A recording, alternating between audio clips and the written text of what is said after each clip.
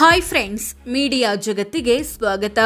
Friends, ಮುಂಬರುವ ಲೋಕಸಭೆ ಚುನಾವಣೆಗೆ ಮೈತ್ರಿ ಮಾಡಿಕೊಂಡಿರೋ ಬಿಜೆಪಿ ಜೆಡಿಎಸ್ ಮಧ್ಯೆ ಸೀಟು ಹಂಚಿಕೆ ಬಹುತೇಕ ಫೈನಲ್ ಆಗಿದೆ.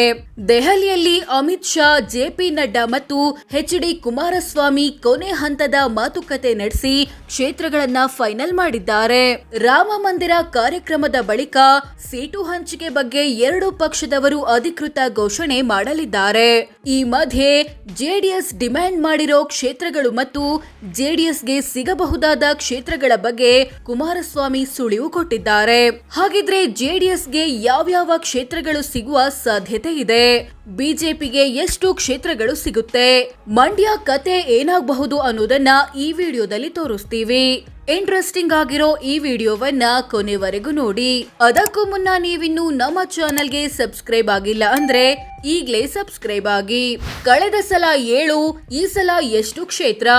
ಫ್ರೆಂಡ್ಸ್, 2019 ಲೋಕಸಭೆ ಚುನಾವಣೆ ಟೈಮಲ್ಲಿ ಕಾಂಗ್ರೆಸ್ ಜೊತೆ ಮೈತ್ರಿ ಮಾಡಿಕೊಂಡಿದ್ದ ಜೆಡಿಎಸ್ಗೆ 28ರಲ್ಲಿ 7 ಕ್ಷೇತ್ರಗಳು ಹಂಚಿಕೆಯಾಗಿತ್ತು. ಹಾಸನ, ಮಂಡ್ಯ, ತುಮಕೂರು, ಶಿವಮೊಗ್ಗ, ಉಡುಪಿ, ಚಿಕ್ಕಮಗಳೂರು, ಉತ್ತರ ಕನ್ನಡ ಮತ್ತು ವಿಜಯಪುರ. ಇಷ್ಟೂ ಕ್ಷೇತ್ರಗಳಲ್ಲಿ ಗೆದ್ದಿದ್ದು ಒಂದು ಮಾತ್ರ. ಹಾಸನದಲ್ಲಿ ಪ್ರಜ್ವಲ್ ರೇವಣ್ಣ.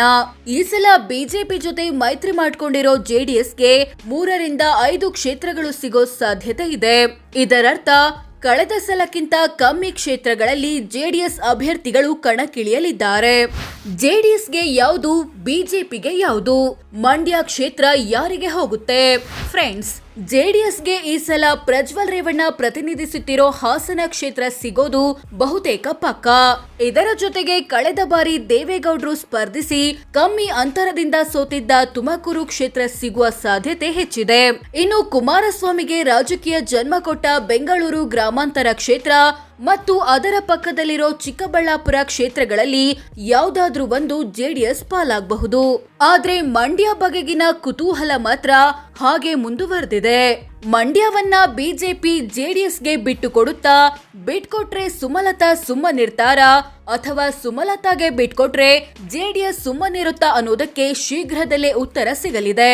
ಕುಮಾರಸ್ವಾಮಿ ಪದೇ ಪದೇ 28ಕ್ಕೆ 28 ಕ್ಷೇತ್ರಗಳನ್ನ ಗೆಲ್ಲೋದೇ ನಮ್ಮ ಗುರಿ ಅಂತ ಹೇಳ್ತಿರೋದು ನೋಡಿದ್ರೆ ಬಿಜೆಪಿ ಜೆಡಿಎಸ್ ಇಬ್ರು ಸೇರಿ ಮಂಡ್ಯವನ್ನ ಸುಮಲತಾಗೆ ಬಿಟ್ಕೊಟ್ರು ಅಚ್ಚರಿ ಇಲ್ಲ.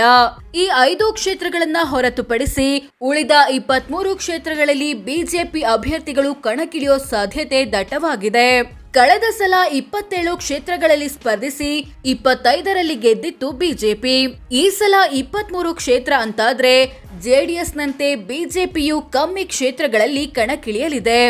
ಎಚ್ಡಿಕೆ ಗೆದ್ದರೆ ಕೇಂದ್ರ ಮಂತ್ರಿ ಫಿಕ್ಸ್.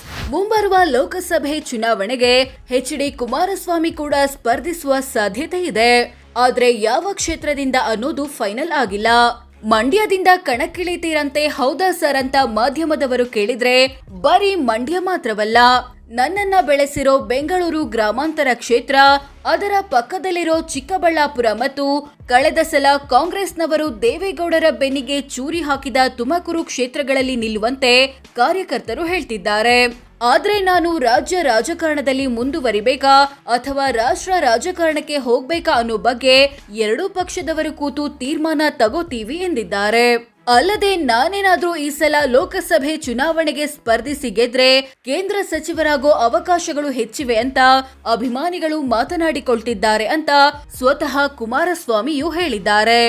ಸೋ ಫ್ರೆಂಡ್ಸ್, ಇದಿಷ್ಟು ಬಿಜೆಪಿ ಜೆಡಿಎಸ್ಗೆ ಎಷ್ಟೆಷ್ಟು ಕ್ಷೇತ್ರಗಳು ಸಿಗಬಹುದು, ಯಾವ ಕ್ಷೇತ್ರಗಳಲ್ಲಿ ಜೆಡಿಎಸ್ ಅಭ್ಯರ್ಥಿ ಕಣಕ್ಕಿಳಿಯೋ ಸಾಧ್ಯತೆ ಇದೆ, ಯಾವ ಕ್ಷೇತ್ರಗಳಲ್ಲಿ ಬಿಜೆಪಿ ಕ್ಯಾಂಡಿಡೇಟ್ ಸ್ಪರ್ಧಿಸುವ ಸಾಧ್ಯತೆ ಇದೆ, ಮಂಡ್ಯದಲ್ಲಿ ಏನಾಗಬಹುದು ಅನ್ನೋದನ್ನ ತಿಳಿಸಿಕೊಡೋ ಪ್ರಯತ್ನ.